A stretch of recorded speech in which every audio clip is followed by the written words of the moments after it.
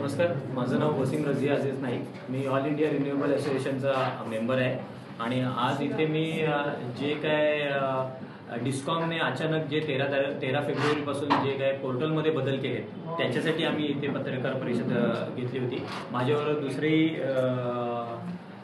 Entrepreneurs माझ्यावर आलेले जे सोलरमध्ये आहेत. तर याच्यामध्ये MSEDCL ने काही पत्रक न काढता, कुठचंही सर्क्युलर न काढता अचानकपणे PM सूर्यगर मुफ्त वीज योजना अंतर्गत जे काय आम्ही ऍप्लिकेशन करत होतो त्याच्यावर कुठेतरी बंदी घातली असं सांगायला सुद्धा चुकीचं ठरणार नाही.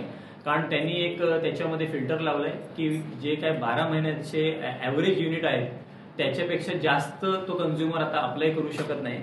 तर याच्यामुळे जे काय काही कस्टमर आहेत, समजा तो नवीन घर बांधत असेल तर त्याचा ॲव्हरेज बिलिंग चुकीचा येऊ शकतो, किंवा एखादा ग्राहक जर त्याच्या घरी इलेक्ट्रिकल व्हेकल घेत असेल किंवा वॉशिंग मशीन घेत असेल किंवा कोण घरातली गृहिणी जर इंडक्शन कुकर घेत असेल तर ह्या सगळ्या लोड कुठेही गेल्या 12 महिन्यामध्ये येत नाही. कारण तुम्ही जर बघितलं तर जेव्हापासून डिस्कॉम झालंय तेव्हापासून विजेचे दर किंवा विजेची जी काही गरज आहे ही कुठे वाढत आहे. तर पुढच्या दृष्टिकोनातनं जे काय आम्ही कॅल्क्युलेट करून जे सोलर इन्स्टॉल करत होतो आणि PM सूर्यगर मुफ्त वीज योजनेअंतर्गत जे काही लोकांना लाभ मिळत होता ते कुठेतरी इफेक्ट होणार आहे आणि 50 ते 60% ग्राहक याच्यामध्ये कुठेतरी मागे राहणार आहे.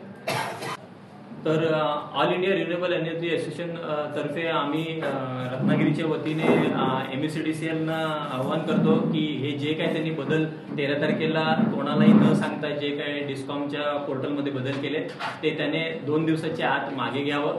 नाहीतर अन्यथा आमच्याबरोबर आता ऑल ओव्हर महाराष्ट्रामध्ये 215-216 असोसिएशन अटॅच झालेले आहे. तर आम्ही याच्यावरती शांत बसणार नाही. कुठे ना कुठे आम्ही पिटिशन दाखल करायची सुद्धा आम्ही तयारी केलेली आहे आणि ते मंगळवारपर्यंत आम्ही रस्त्यावर पण उतरायचा प्रयत्न करणार आहोत. तर हे MSEDCL ने लवकरात लवकर ते मागे घ्यावं. जय हिंद.